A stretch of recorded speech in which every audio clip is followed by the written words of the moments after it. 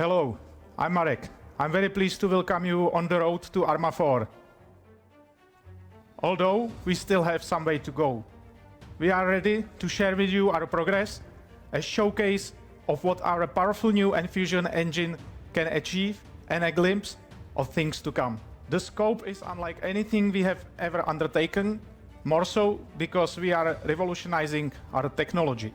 Our goal is to give you, our community, the game you have been waiting for. That leads us to ARMA Reforger, an important and exciting milestone in our journey. But we must be clear, this is not ARMA 4, not yet.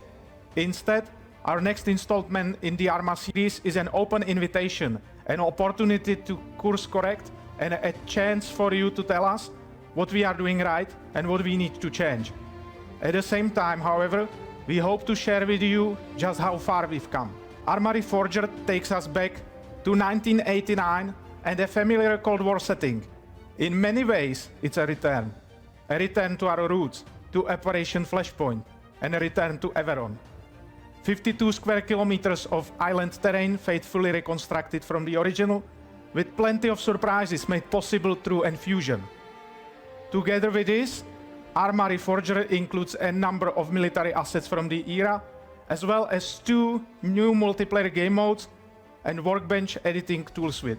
Our focus to provide a fun, rewarding and stable sandbox for you, something that you can immediately enjoy and we can build upon.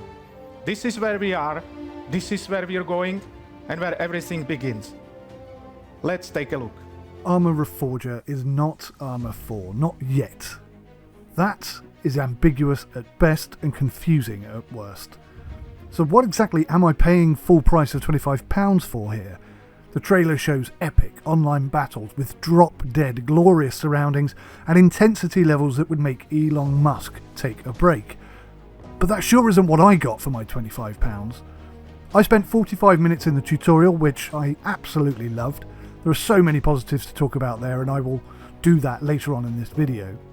But then I spent 10 to 20 minutes maybe looking at the editor, something I'm not really interested in to be honest, and assessing the AI logic, which again, I have to say, looks to be greatly improved, albeit with a few glitches and issues like when they're climbing fences and the AI's seeming inability to be able to drive any vehicles.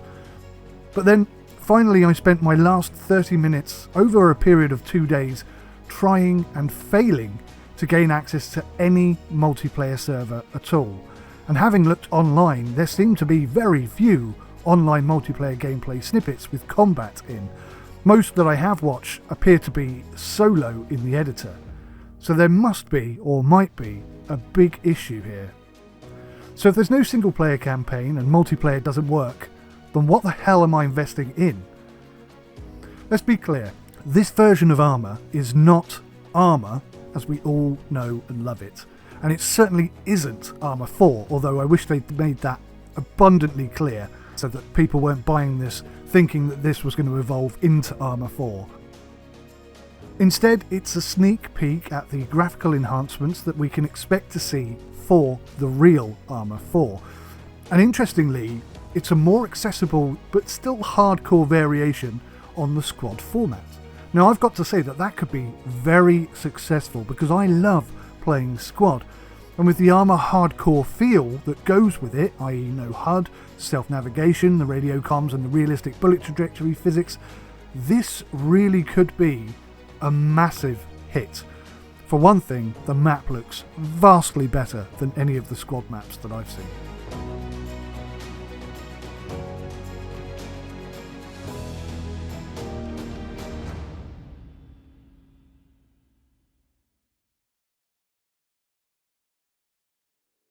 But man, oh man, have they marketed this badly, and they've launched it in a worse state than that. Now Steam only allows players to test a game for 2 hours, and as the online multiplayer didn't work at all, there was nothing for me to play. So with a heavy heart, it was a refund for me. But that being said, my word, there are some huge positives to draw from this game in regards to the future of ARMA 4. And it has to be said that they sit right alongside some major concerns as well.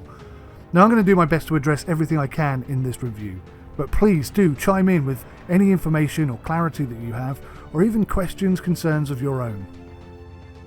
So I'm fairly sure that pretty much everyone is going to agree that it looks stunning. Paying homage to Operation Flashpoint, aka Cold War Crisis, we have returned to that era and the island of Everon, and it really does look spectacular. The map design, the vegetation, and the fantastic level of detail that you can find everywhere is astonishing. The lighting, the weather transitions, and the impact that those weather conditions bring are all excellent. Additionally, the character animations have been enhanced considerably. The accuracy of position, the fluidity of movement, and the transition is simply brilliant. The only real issue I have with the character animation is the transition from sprinting back to walk. I find it to be far too abrupt. The new and improved contextual menu system is sublime. I absolutely love it. And it's been built to accommodate controller support because we're now porting to consoles, but it also makes the game more accessible for new players, and that is another important step for all of us. The audio across the board is very promising indeed. There are a few gaps maybe, but it's really starting to become incredibly immersive. And as you can see from this snippet, the effort that they put into making that audio proves that audio is as important to them as it is to us. So I really hope and genuinely expect this to be improved and enhanced over time. The vehicle physics are realistic, and when combined with the audio that I just mentioned, it also becomes really rather immersive. It certainly is not at full simulation level, or not even close to be honest, but it is realistic. You can't roll a truck by cornering it at high speed, for example, but you can flip it by hitting an object. So overall, really, really, really good. Oh.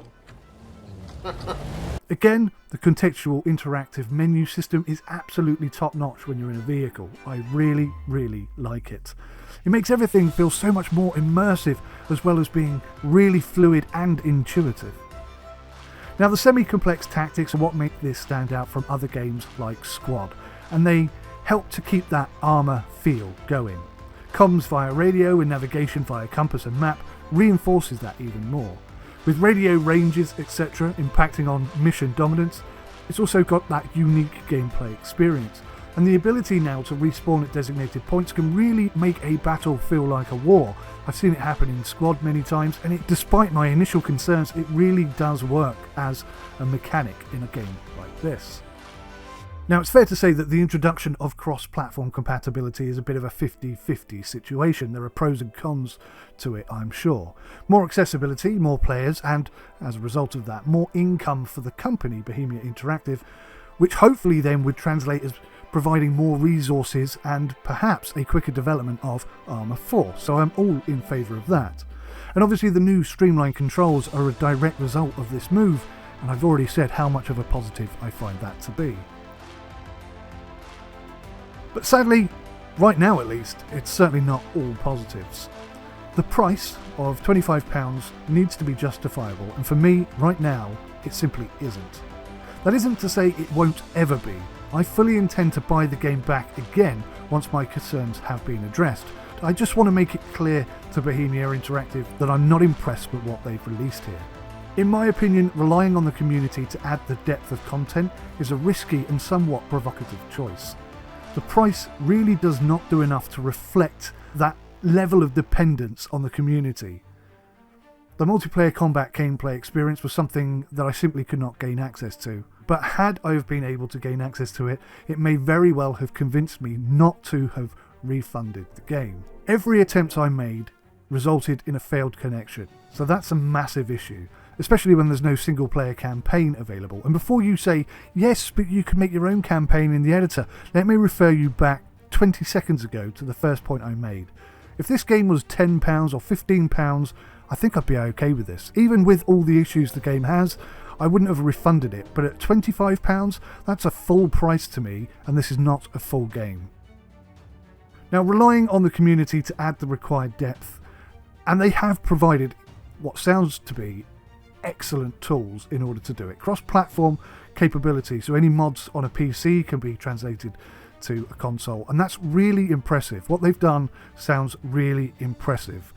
So then drop the price, or at the very, very least, provide a discount for early access, or a discount for existing Arma 3 owners.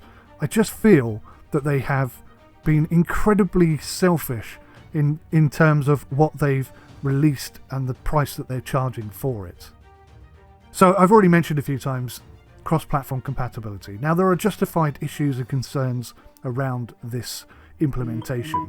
Do we really want to introduce arcade players who are used to playing Call of Duty? Sure, the hardcore element of the game is either going to make them or break them, aka 6 months from now they won't be playing anymore if they want to play like Call of Duty.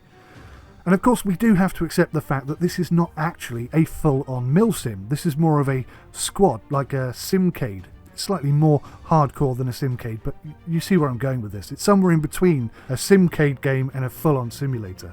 Now, because I was unable to join any online multiplayer servers, I do wonder whether this cross-platform compatibility is the reason why. In addition to that, you have to ask some questions. Will there be aim assist? Will there be reduced graphics to cater for these console players? Are console players going to get a higher or lower ping? Could this help them in sort of combat situations, especially in close quarters combat situations? And there are quite a few smaller issues as well. Vehicles which appear to have no mirrors, and I'm sure that's something that will get addressed because obviously in Arma 3 the mirrors were absolutely excellent. And whilst vehicle destruction does exist, and it is pretty much okay, tyres which can be shot out, engines which can be shot and destroyed, transmissions which can be destroyed, and then you've got the fuel tank which can be penetrated and then leak fuel. Obviously you're going to run out of fuel eventually, but also you have the possibility of that exploding. That's another thing that I really like. But there seems to be no building destruction at all. A friend of mine is convinced that he's seen something where Bohemia Interactive have confirmed that this is actually going to be coming, a feature that they have yet to implement. But I haven't seen or read that anywhere, so it's a bit speculative at the moment. What I do know for sure is that I hit a wooden door with a rocket launcher and nothing happened. There's also a bit of an audio issue about that. Oh my god, the delay on that sound was incredible. Now, hopefully this is just an early access situation, but again, I refer you back to my original point. Early access issues should be accompanied with a discount. I always say this, if you're going to expect us to pay you up front for the full thing before it's even finished, there needs to be a discount there. Fundamentally, my problem with the product is that it's shallow. I mean, it's incredible. It's an incredible foundation, and I can obviously see the promise behind it. But to launch like this, with the ambiguity and the lack of clarity, which was basically came from the constantly talking about Arma 4 in conjunction with this game, was reckless and irresponsible. 2 hours was simply not enough time for me to figure out why I couldn't get access to any of the online multiplayer servers. If any of you have managed to get online, could you please tell me what server it was, whether you're on PC or console, and how many times did you have to try before you got in? Maybe some people are getting straight in. It'd be great to find an answer to this problem. Like I said earlier, had the multiplayer feature have worked, then there's every reason to suspect that I would not have requested the refund.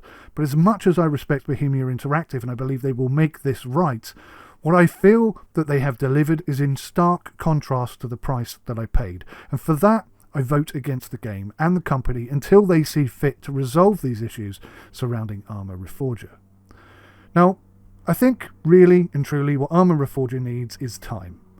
Time to prove itself and to evolve. Time to fix the online multiplayer issues and to add more offline content for players to enjoy. With the tools that they've made available, it is perfectly reasonable to assume that a campaign could materialise in the coming months from the modding community, and I really genuinely hope that it does, even if it's paid DLC. But again, of course, then we're going into this same money issue that started this whole review issue today. In truth, this is an opportunity for us as players to see what Arma 4 might look like and what it might feel like. To be able to provide feedback to Bohemia Interactive in order to help shape Arma 4 to be what we want it to be. And for Bohemia to test, firefight and evolve the Infusion engine, which for my money, despite of everything I've said today, is actually looking really, really promising. And I'm very excited to see what they can do with this game and of course with Arma 4. I hope this has been helpful for you guys. Please let me know in the comments section any thoughts that you have. Any questions you have, feel free to ask. I will be repurchasing this game at some point, and I will be reviewing it in more depth. And hopefully I'll have good news to report. Until then, take care, thanks for watching, bye for now. Of ARMA 3, that game which so many of us know and love, did not appear overnight. Rather, it took years of iterative development. We are at another threshold, and again, we at Bohemia Interactive have a lot of work ahead of us. On that note, I would like to thank our development team for everything they've achieved so far. The transition to our new Enfusion engine has not been an easy one, but we are on the other side and ready to push even further. Last but not least, I would also like to take this opportunity to thank you and the ARMA community, not just for your support and engagement over the years, but for your patience. I know this news has been a long time coming, but we are here and I'm very excited. I'm excited because I can finally say, yes, ARMA 4, it's in development, and yes, we have something to share with you now. ARMA Reforger. I'm also very pleased to say the same to our newcomers. Welcome to ARMA. We are working on ARMA 4 for quite some time. We have a lot of things we already achieved, but we know one thing clearly. The thing we need the most now is your support. ARMA has always been about our dialogue with the community, about your feedback, and about us changing the game to your needs. So, make ARMA not war and join us on this exciting journey to ARMA 4. Thank you.